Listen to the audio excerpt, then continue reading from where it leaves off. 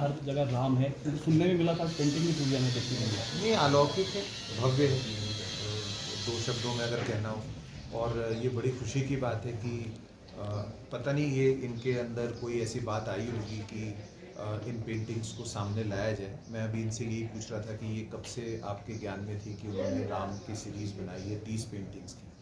तो अब आज ये शुभ दिन इन्होंने चुना रामनवमी के तुरंत बाद, और धरोहर है बहुत बड़ी हिमाचल के लिए और पूरे देश के लिए। और मैं तो ये चाहूँगा कि अगर आपको किसी प्रकार की हमारी आवश्यकता हो भाषा संस्कृति विभाग की, ताकि इसको हम देश के विभिन्न शहरों में भी प्रदर्शित कर सकें, तो please we will bear the cost of transportation and also organising some galleries if at all there are some charges.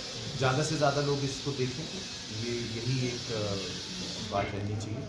और मैं अभी इनसे कह रहा था कि इनके फादर के अंदर एक बहुत ही अजीब सा संगम था जो जनरली पेंटिंग्स में नहीं दिखता। We know different schools of painting. एक समय था जब बहुत ही प्रकृति को बिल्कुल साकार रूप में लोग पेंट करते थे, या चेहरे ऐसे होते थे जैसे लगता था चेहरा खुद ही बोल पड़ेगा, बिल्कुल नेचुरल पेंटिंग्स।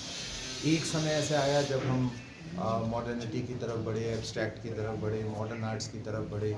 उसमें कई लोगों को उन पेंटिंग्स को समझने में दिक्कत आती थी, और उसमें लेकिन फिर अर्थ हर आदमी अपने तरह से उसका अर्थ ढूंढता था। तो जैसे पिकासो की पेंटिंग्स हैं, उसमें मैं जिस रूप में देखूंगा शायद दूसरा व्यक्ति उसको किसी और रूप में देखेगा, तो वो एक अलग अलग अर्थ बयान करती थी ऐसी पेंटिंग्स। इनके डैड की पेंटिंग्स ऐसी हैं जहाँ एक अजीब सा एक बहुत व्यापक दर्शन और उसके साथ साथ समझ में आने वाली आकृतियाँ, दोनों चीज़ें नज़र आती हैं। और एक इनकी पेंटिंग्स में खासियत ये है कि अगर आप किसी भी हिस्से को ले लीजिए, 4 इंच बाय 4 इंच या 3 इंच बाय 3 इंच, किसी भी पेंटिंग में किसी भी हिस्से को ले लीजिए, कुछ ना कुछ वहाँ छुपा मिल जाता है। मतलब एक कोई ऐसी चीज़ होगी जो आपको लगता है कि पहली झलक में आपको दिखाई नहीं दी, लेकिन फिर अगर आप ध्यान से देखेंगे तो वहाँ कोई ऐसी आकृति होगी कि आपको वो एकदम आश्चर्यचकित कर देगी। अगर आप इनके पर्टिकुलरली अगर आप इनके पेड़ों को देखें, तो वो इतनी जीवंतता से इसको समय को अंकित करते हैं कि वो अपने आप में बहुत ही एक अभूतपूर्व उपलब्धि है। अगर आप इनके शिलाओं के आकृतियों को देखें, जो चट्टान ये पेंट करते थे, वो भी अपने आप में एक बहुत ही मतलब अपने आप में महाकाव्य है वो, अगर ध्यान से देखें तो बहुत सुंदर है, बहुत अच्छा है। और हमारा सौभाग्य है कि हम